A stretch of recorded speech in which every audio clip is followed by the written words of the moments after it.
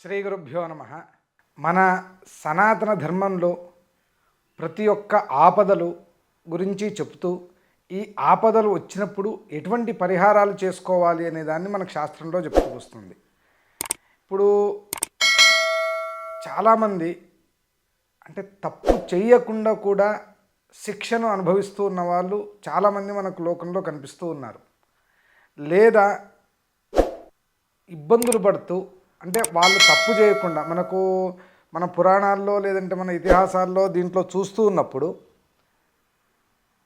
రామదాసు లాంటి వారికి కూడా కారాగార శిక్ష అంటే అతను ఎటువంటి తప్పు చేయకపోయినా కూడా అతనికి శిక్ష పడినటువంటి సందర్భాలు మనకు కనిపిస్తున్నాయి.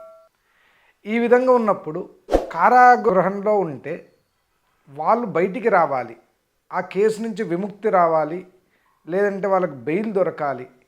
ఇటువంటి సమస్యలు వచ్చినప్పుడు ఏ విధంగా మనం బయటపడాలి, దీనికి చేయాల్సినటువంటి పరిహారం ఏంటి, దీని గురించి మన శాస్త్రంలో ఏం చెప్పినారు అంటే ఎవరైతే తప్పు చేయకుండా శిక్షను అనుభవిస్తూ ఉన్నారో అటువంటి వాళ్ళు అంటే తప్పు చేసి శిక్ష అనుభవించే వాళ్ళు కంపల్సరీగా వాళ్ళు శిక్షను అనుభవించాల్సిందే.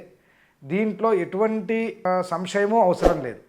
కాకపోతే ఎవరైతే నిజంగా తప్పు చేయకుండా కూడా శిక్షను అనుభవించేటువంటి పరిస్థితులు ఉన్నాయో అటువంటి వాళ్ళు బయటపడాలి అంటే అక్కడ ఎటువంటి పరిహారం చేయాలి అంటే మనకు దీని గురించి మన మంత్రశాస్త్రంలో ఏం చెప్తున్నారు అంటే త్రిపురా మంత్రము అనేటువంటి ఒక మంత్రాన్ని చెప్తూ వస్తున్నారు. ఉత్తప్త హేమ రుచరే త్రిపురే పునేహి కారాగృహే నిగళబంధన యంత్రితస్య త్వత్సంస్మృతౌ ఝటతిమే నిగళాగళంతి అనుకొని ముందు మంత్రం చెప్తూ వస్తారు.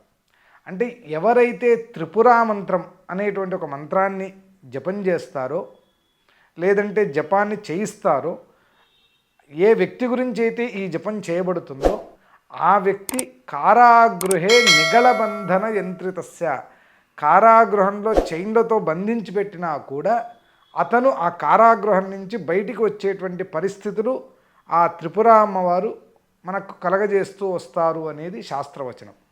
అందువలన ఎవరైతే నిజంగా తప్పు చేయకుండా దైవాతో, ఎందుకంటే జ్యోతిష్య శాస్త్రంలో చెప్తూ వస్తున్నారు వ్యయసుత ధనధర్మగైర సౌమ్యై భవన సమాన నిబంధనం వికల్ప్యం అనుకొని, అంటే వ్యయ సుత ధన ధర్మ ఈ స్థానాల్లో పాపగ్రహాలు వచ్చి శుభగ్రహాల దృష్టి లేకుండా ఉన్నప్పుడు, లేదంటే లగ్నానికి ద్వితీయంలో ద్వాదశంలో పాపగ్రహాలు వచ్చి పాప మధ్యస్థితి ఎప్పుడైతే వస్తుందో అక్కడ శుభగ్రహాల దృష్టి లేకపోతే అప్పుడు అతనికి బంధన యోగము అనేది ఏర్పడుతూ వస్తుంది అనుకొని.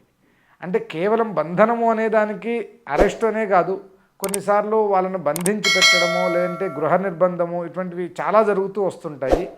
ఇవన్నీ కాకపోయినా కూడా కొన్నిసార్లు ఏమైపోతుందంటే ఈ వేసుత ధనధర్మగే శ్లోకంలో చెప్పినటువంటి గ్రహస్థితి జాతక చక్రంలో ఎప్పుడైతే వస్తుందో అప్పుడు అక్కడ ఒకవేళ శుభగ్రహాల దృష్టి ఉంటే ఇతని పరిస్థితి ఎట్లుంటుంది అంటే ఇంట్లో ఉండలేను, బయటికి వెళ్ళలేను అనేటువంటి పరిస్థితులు కనిపిస్తూ ఉంటాయి.